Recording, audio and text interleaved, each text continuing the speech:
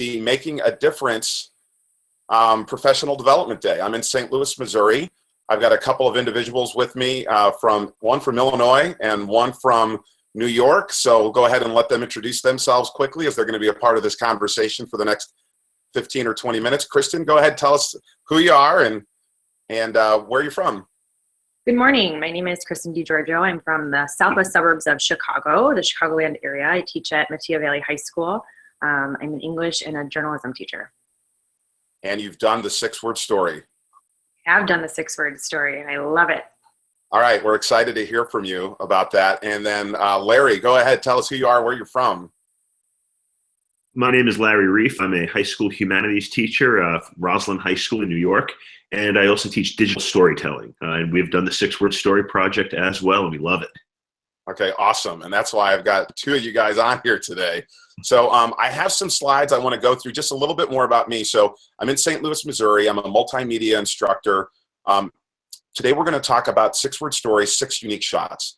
It's a book that I've written, I don't know, it's almost 3 or 4 years ago now, when we were at Apple Camp, Larry. And it was a final project for my students, and it's really kind of morphed into a project and a practice that classrooms all over the world have found a use for. And I think, as Kristen and I were talking a little bit more before we went on air, I think it's because of the accessibility and the amount of smart devices that classrooms and students now have to record video. And what we're going to talk about today with this project is really visual and text. And so I've got some slides I want to go through. So let's just go ahead and jump into that. I'm going to go ahead and share my screen so that we can present to everyone. Okay, so a little bit about this and where you can find me online. At Twitter at dgoble2001. You can find the book and all of the resources that I've created, a couple of books and a couple of courses. If you just Google Don Goble on iTunes, or if you go to dongoble.com under my published work. And also, since I've written the book, I've updated some resources. If you go to dongoble.com and under resources, you'll find some updated material for this particular book, including a standard-based grading rubric that was created by a teacher, not by me, but that incorporated it in her class, and it really worked out well. This project is all about research. It's about collaboration. It's about planning, writing, of course, video production. A key piece of this is publishing, sharing it, and then critiquing the work. And so if you go to the iBook store, this is what the book looks like. So when you get there, to kind of give an idea of what it's supposed to look like. All right, so what does this 6-word story, 6 unique shot really all encompass? If we were to boil it down, and why not? Let's boil it down into 6 words. It's about text. It's about adding visual to text, visual representation to what our text of our students believe it to be. It's about incorporating audio. One of the pieces I think we miss out now that when we create video, that I found by observing video all over the country and from different classrooms, is that when we try to create video, we're missing the audio piece. And audio can really not only draw the attention of the viewer, but evoke emotion and help carry the story. And in fact, it's half of the video. So it's really important that we focus on audio for this particular project, and not copyright music and popular music and all those types of things, because we're going to get away from that. Okay, we also want to incorporate the use of color and how color can have positive and negative connotations to evoke emotion. The key piece to this is publishing. There's no reason to create a video and keep it within our 4 walls. We've got to publish the video, even for our younger learners. We can publish through Google Classroom. We can publish through private publishing through schooltube.com. There are other ways we can privately publish, but offering kids the publishing process. But then when we get to the middle school and high school, publish it to the world. And then the reflection piece of this, for students really to think back on the process. That's been one of the most powerful pieces of this particular project. Before we get into the details of it, I wanted to show you this one slide for some research, that 90% of information transmitted to the brain is visual. And we process those visuals 60,000 times faster in the brain than text. And so it amazes me, excuse me, that we don't offer more opportunities for our kids to show what they know through visual representation along with the text. And when we create videos, it's all about demonstrating student learning. It's not about winning awards. It's not about looking like polished videos on Hulu or Netflix. It's about showing what the student has learned. We talked a little bit already about enhancing the writing process, because we're going to script this project. We're going to write out everything. We're going to plan it. We're going to outline it. We're going to get all of our ideas down on paper, on a whiteboard, however you want. We're going to storyboard it. We're going to draw the images in our mind of the visuals before we actually capture it on video. We'll create some blog reflections. I also use this unit to teach commenting. And I'll show you I'll show you in another couple slides, but I don't think we teach commenting enough. Larry and Kristen, do you guys teach commenting in your class? You know, with an English class, we do a little bit of it just when we do some peer revisions and reflections, but it's something they definitely need practice with, because they don't always know how to appropriately comment, or they're not always aware of their tone. So that's something it needs to be taught more. Absolutely. Students, we go over commenting, but that's more on my students writing blogs than in the digital storytelling class. Each of my students keeps a writing blog, and in that, everything they write, they have to post, and then other students critique it. And we discuss beforehand positive commenting versus negative feedback. That's really great. I'm glad you guys do that, because I think we need to do more of that. When I go around and I do these workshops and I ask how many of you guys teach commenting, I think it's something that we just kind of bypass, or maybe it doesn't even cross our mind. So this project can allow for that. I'm going to show you here in a minute. Obviously, when I created this project, I wanted it rooted in educational value. We're not creating video just to create video. So, of course, we were inspired by Ernest Hemingway, and brevity is a virtue, and his story, For Sale, Baby Shoes Never Worn. And when my students learn that Ernest Hemingway, this amazing American novelist, was quoted as saying that he believes his 6-word story might have been the best story he ever wrote, and most powerful, they're blown away by that. And so I think there's a lot of that's really interesting when we move forward. Okay, I mentioned it earlier. So if you look in the slide in the upper left, or at least the image in the upper left, we use Google Docs. Obviously use whatever platform that you want. But what I do is I create a shared Google Doc for the entire class. I give them a link to the book. I also give them a link to a book called The Shooting Gallery that was created by John Caripo. You can look that up on the iBook store as well. It's got the 19 most famous cinematic shots that were used in AFI's top 100 videos. So you have some amazing shots that you can potentially incorporate in your book, in your story. But then if you also notice, we offer that constructive feedback. And so on the right-hand column, we teach the kids, there's some commenting. So students are held accountable for the 6-word story ideas that they have. And then they also have to comment on at least 2 or 3 other students' ideas with, what do you like about it? What do you wonder about it? What kind of visual image ideas come to your mind that you might want to share with that student? It becomes a really fascinating community classroom collaborative idea, and the kids really enjoy it. And in fact, we also research, about 6-word stories and Ernest Hemingway, and I've never had kids so excited when it's come to research than through this project. Like, I have to rein them back in. I'm like, all right, now we need a storyboard. And that's the image you see over on the right. This was a shot, actually, or a storyboard created by Katie Morrow, who's an Apple Distinguished Educator in Nebraska, who incorporated the video project in her class. And she offered some amazing detail for her students. And you can see the square boxes where the students can create the image that comes to mind. It reminds them that there's a shot duration we're going to talk a little bit about later. About each shot is only going to be 3 to 5 seconds, which is a visual media literacy principle, and just offers a ton of different reminders for the kids as they go to plan. And then on the bottom, I just kind of curated 6 of the 10 shots that are in my book. And in my book, the 6-word story book, it talks about not only what's an extreme wide shot, or what's a wide and a medium shot, a bird's eye view.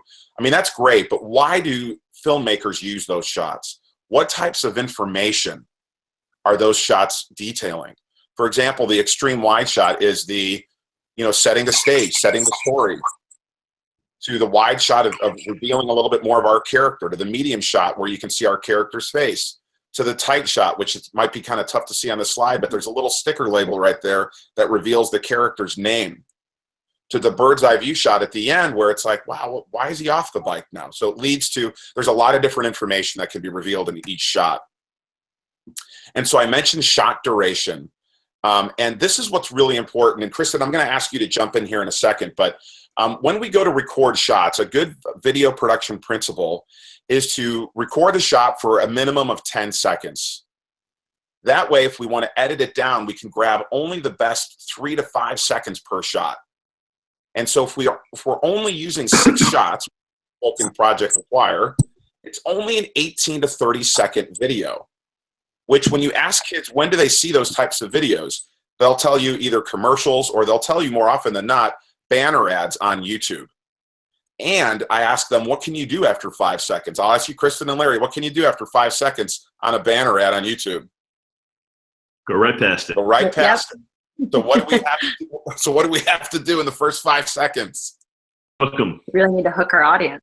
Gotta hook them, right? So there's a ton of lessons already based into that. Now, one of the myths, that we're trying to demystify is the amount of time it takes to create a video. I think these parameters have really kind of reined it in. But Kristen, you were sharing with me the way you had your students incorporate the project. Will you tell me a little bit about that? Yeah, absolutely. I have a little bit of, I give my students more options because I teach juniors and senior literature courses, and then I also teach a yearbook, which obviously incorporates more still photos. So with my English classes, I give them an option to either do still photos or to do a video if they have some video experience. And luckily I have had several students with video experience or who are in our broadcast class that I don't teach anymore. So it gives them more freedom of choice, which I think is really empowering for them. But I also think it's very valuable to teach them different camera angles to tell a story. And so because of that, because we're teaching that up front and I'm giving them the choice and to experiment with how they're going to put their project together, it's also teaching them those components of media literacy when we're going to watch and analyze film, when we're going to take our photos for our yearbook stories in our planning process. So it's worked really nicely to give them choice, but also do it at the very beginning of the year because it gives them the components, it gives them the skills that they're going to be using and building upon throughout the school year. And about how long did it take your students to create their project? So it depends on the kid. Yeah, it depends on the kid. It depends on, how intense they're going into their projects. So I have kids who are awesome video creators and who will spend hours video editing. But I also have kids who are novices and are just taking photos with their smartphones and using platforms like Flipagram to publish. And when you do that, it takes them all about 20 minutes to put it together, link it to music, and it's done and they're ready to publish. So amazing, right? So giving kids the choice to what they're comfortable with, not dictating what they have to use. Using different devices, whatever the student is comfortable with, really can expedite and make the process more efficient so that really they're focusing more on the content and the depth of it, not the technical process. Is going to take too long. Right, exactly. Because we're not teaching, for me, in my instance, I'm not teaching a technology class. So it's important that I focus on the skills for them and then I give them their freedom to do what their strength is or use a product that they're familiar with. But then they're showcasing and I'm only assessing them on their skills and on their reflection. Larry, I'm going to ask you the same question then. Can you just tell me briefly now how at this point you've incorporated the project, what kids are comfortable with, and maybe the differences of how long it's actually taken to produce these videos to the liking for your particular content area? Well, I'm doing the 6-word story project both in the traditional way and the way that you introduced it to me, but I've also taken an interesting twist on it lately with some of my humanities classes. With my digital storytelling classes, we do it over the course of about 4 to 5 days, but I have my students shoot the entire thing in school, and we discuss the importance of using all original photography, that they can't just find someone else's material online and use that to tell their story. It's got to be original. And in my digital storytelling class, we've been doing the project now for 2 years. I've just recently, this year, incorporated it into my humanities classes, where I'm having my students now, it's no secret, I'm an enormous Shakespeare fan, and I'm always looking for new ways to bring in other projects into my instruction of Shakespeare. So what I'm working on actually this week with my students is having them create 6-word stories for the characters in Romeo and Juliet. So it's allowing them to take a 6-word story project and explore characterization at the same time. I love it. And I think that's really what's been one of the more powerful things of this project is listening to you guys and how you've customized it. So Kristen taking images and allowing kids to use any application. Larry now incorporating Shakespeare and themes and characterization and mood. I mean, this is what's been really fun about this is to hear how teachers have customized the idea to fit their need, but there's been a baseline of instruction that all kids can kind of relate to, and teachers too, not feeling like they have to be the technical experts, but focusing more on the content, which is really, that's Don, the main I'm point working of with this. one of the science teachers in my building. He wants to do 6-word stories for each element on the periodic table. He's going to assign his students different elements on the periodic table, and they have to do a 6-word story for that particular element. So it's so adaptable across curriculum. It's a great project. I'm glad you shared that. I'm going to head back to the presentation here. Let me just see if I can hopefully, don't we love that? It's like very Willy Wonka. Suddenly the room gets very small. All right. Wonderful stories. And so now, and I know you guys do this, you have your students publish. Now we publish to schooltube.com because it's a free website for educators. YouTube has been blocked before, teachers worry about the distractions of that. Within the book, it talks about how to register for a SchoolTube account, how to upload video, and I really allow my students that publishing process. As the teacher, then I'm a moderator. I can approve or deny their video through an email link. And so it gives the kids the opportunity to learn how to upload video, title, description, tag it for search engines. It puts the onus on them, and they learn appropriate ways. We use Weebly.com as their digital portfolio, and again, there's so many platforms that you can use. Weebly, again, it's free, and it's free for my kids. It's one of their most favorite things to do that we get them started with their digital portfolios. They watch a 5-minute tutorial video, and they're off and running. And those instructions are also included towards the end of the book. And I require my students then, here's the reflection piece, to blog 5 to 10 sentences. And I have to show you this particular screenshot. This was from one of my freshman student boys last year, whose beginning blogs were about a sentence or two, until we got to this project. I mean, look at the depth that this young man shared with me that I could learn from him. And really what I found is the loudest students in my classroom are the quietest ones within the classroom. They're loud on their blog. I learned so much from them on their blog. And I'll highlight even this one part. The 6-word story project was one of the most interesting projects. It was challenging because I had never done anything similar to this project before. First of all, simply writing the 6-word story was extremely difficult. Awesome. The frustration and the struggle is where the learning occurs. I wanted to share this piece of information. This rubric is not in the book.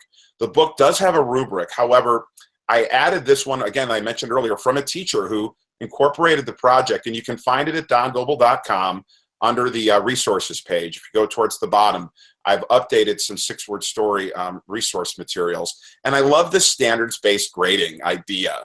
And again, many teachers have just kind of customized their own grading rubric. So, we've got a journalism and English teacher with us today, humanities teacher. Larry offered the science example. There are so many different ways teachers have incorporated these videos in their classroom, and many of them are published online. I'm going to share an idea with you here in a minute.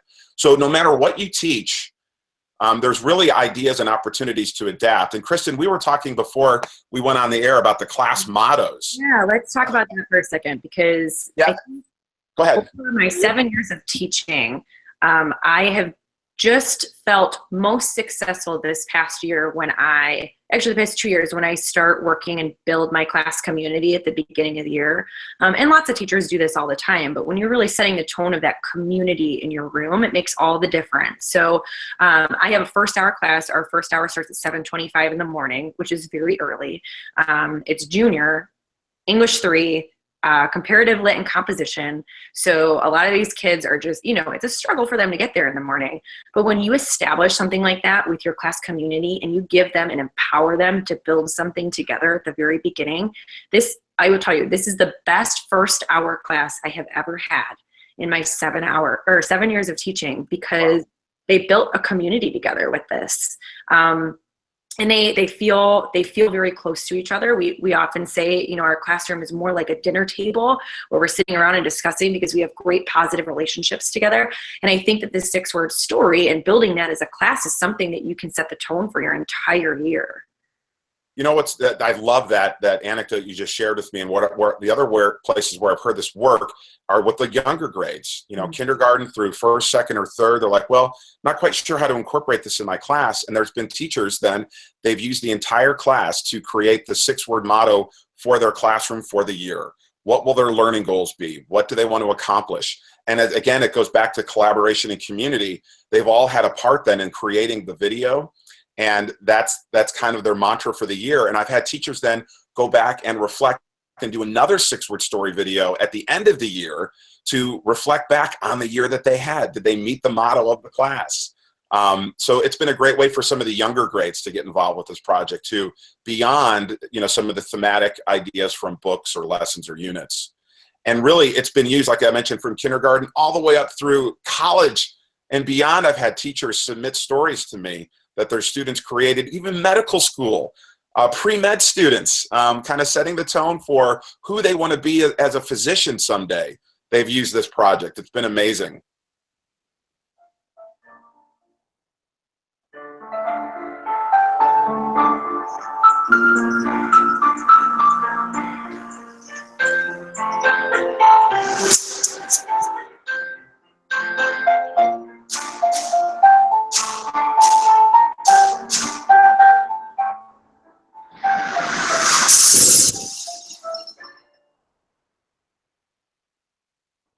There was one example I wanted to show. Now, there might have been a little bit of a lag with the connection here today, guys, but you can find that video, Told One Lie, Trust Was Broken.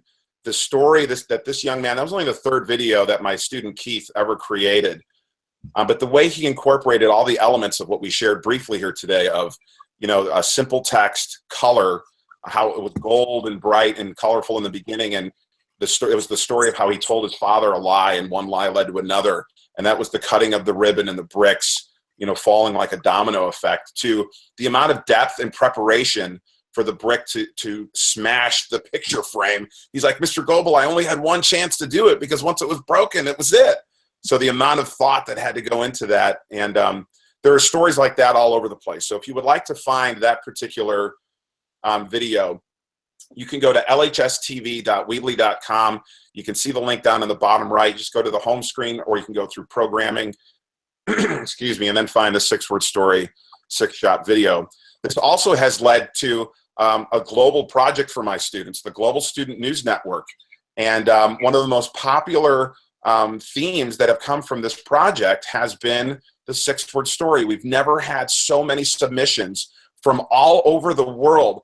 The Global Student News Network started 2 years ago, guys, and we're up to now 74 countries who have visited. And our 6-word story page is just filled with 1st grade videos to college videos and interpretations from students from all over the world. And my students have curated this all on Twitter. So if you ever get, you know, start this project, to those watching today, and you have your students create these videos, please publish them to YouTube, Vimeo, SchoolTube, and share the link on Twitter using the hashtag then GSNN, and our students may feature it on the website. And we will definitely add it, though, to the 6-word story page. And that's kind of the pathway that you can find for stories from all over the globe. So let me jump back here to you guys as our time is about up. I want to thank you very much, Larry and Kristen, for joining us. I want to thank the audience. Before we go, Kristen or Larry, do you guys have any parting words about this particular project that you would want to impart upon those watching today who are maybe hesitant to try it, or who are excited to try it, and just offer some advice? My best advice is that if you're going to try this with your students, make your own 6-word story first. Not only is it's a great exemplar, but it shows it's your way of kind of sharing a little bit about who you are with them, because you're expecting them to do the same with you. That's a fantastic. Yeah. Go ahead, Kristen. Yeah. No, I would absolutely echo those words. I think it's super important that when we're expecting our students to do something like this, that we also show we're not afraid to do the same. And also, I think students sometimes have a little bit of hesitation with publishing, but if you show them what that actually means and the power of it, it's truly great. So I would say, don't be afraid to try it yourself. Don't be afraid to adapt this to your own needs, to your own classroom's needs. I've done it. Lots of educators have done it as well. It is a very diverse project, and it can take all different forms and shapes. And I think that's ultimately the beauty of it. A couple of parting words for me. I think I've found for sure through my experience, and I don't know about you guys, but especially in today's day and age of media consumption, that my students consume media differently when they create it themselves. And I think that's a key to creating more and greater civic discussion and education and media literacy, and understanding the amount of fact and fiction that's coming across their screens every single day. And so this is a simple project that can help shape some of those thoughts. I also want to give a shout out to my good friend Ken Shelton, who's an Apple Distinguished Educator, does a lot for Google, and really helped inspire this idea through one of his keynotes at the Midwest Education Technology Conference a few years ago. Had it not been for Ken, I don't know this project would have really, kind of been inspired the way that it was. So Larry and Kristen, I want to thank you both for joining me today, and everyone around the world on this Making a Difference Professional Development Day. I hope you enjoy the rest of the sessions that you see, and thank you if you joined us here today. And of course, this will be archived now on my YouTube channel, and I'll be tweeting it out. And Kristen, Larry, I just appreciate you guys. Thanks so much for coming on today, and for trying the project, and for giving your students an opportunity to create media. Thank you, Don. All right, everyone. You all have a great day. Take care.